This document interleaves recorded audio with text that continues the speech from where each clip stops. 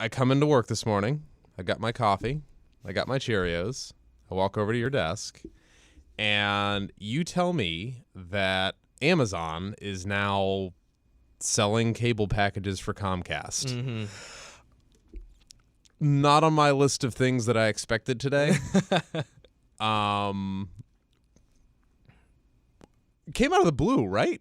I mean, this is just announced days ago, and you were showing me the page. It's a very attractive, Well, I actually did not hear about this news till this morning, so I had to scramble myself a little bit to kind of gather all the details, and I saw the page for myself. But just to give our listeners a bit more of the background, so if you search Amazon Cable Store, you will it'll take you to the landing page, and you'll be able to see a lot of the details that we cover here, and kind of how they some of the benefits of this partnership, but to boil it down for you, in a pretty unlikely tie-up with the cable industry, and considering the fact, Amazon could easily be considered one of these new content providers. Their streaming service is often viewed as one of the reasons why some cable companies have seen their subscriber losses, and they're kind of having to change their business model.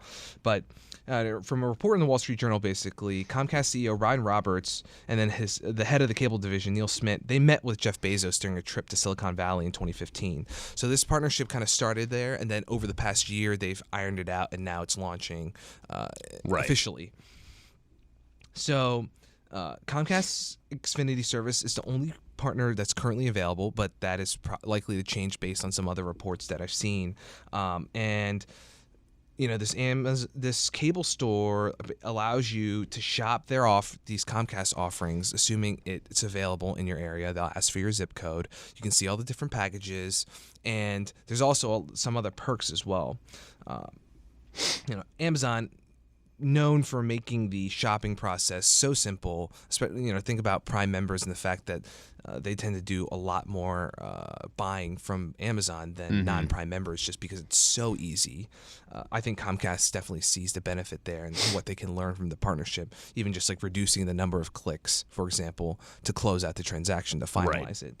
And the thing is, for Amazon customers, there's a lot of perks to signing up through Amazon for Comcast service. Gift cards, Vince? So the ordering process is similar, right? Right. A lot of people are familiar with Amazon's checkout service and the reviews, and that's all here.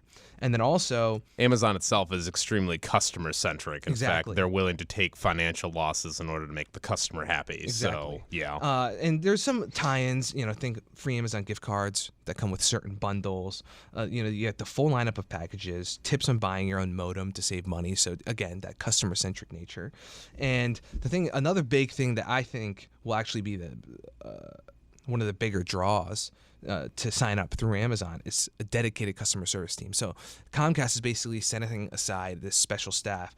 So these team will be experts on a lot of the issues you get, from billing to technical issues. And so instead of being potentially transferred all around, which I personally experienced trying to call Comcast when I have had issues, hopefully this one rep can handle everything, and it's much more streamlined experience when you're contacting them. But also, there's less wait time. Their goal is to get, if you call them, to answer within 60 seconds or less, which would be pretty impressive considering the time. That's never happened to me. Exactly.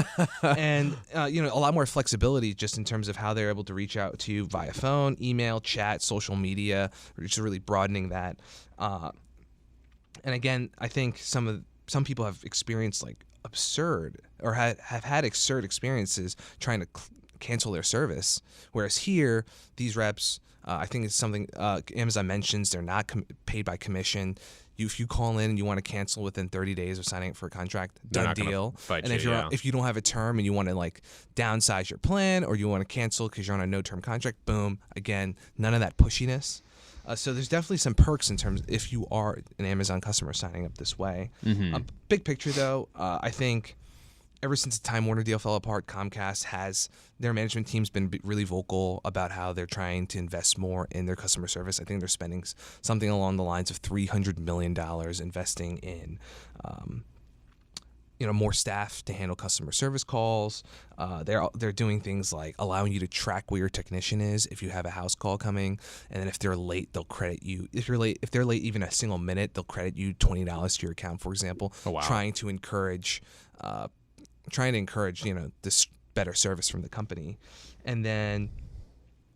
But in terms of the pros and cons here, BetIns for Amazon, it kind of solidifies its reputation, right, as being this one-stop shop for everything you need. Well, not only that, but when I, first saw this, it occurred to me that this is just another value add for my Prime membership, because now, if and when I move, I'm currently a Comcast customer here in Alexandria because they have a little mini monopoly in this little enclave of southern DC metro area. But theoretically, I could, when I move, use my Amazon Prime subscription to get in there and get new Comcast service or wherever. And again, it should be a more fluid process signing up through the Amazon service. And the thing is, if this rollout's successful, it'll only reinforce for customers that Amazon can make even like a company with a pretty rough reputation have a very positive experience. So it's like that Amazon effect, like that magic that they have. And of course, they're not doing this for free. They earn a fee for each subscriber that signs up based on, again, the Wall Street Report they mentioned. They had a source.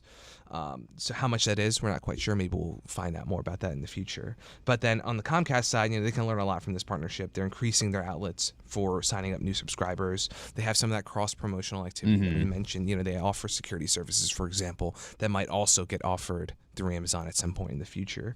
And I think this is just another step for them to be able to improve some of their public perception.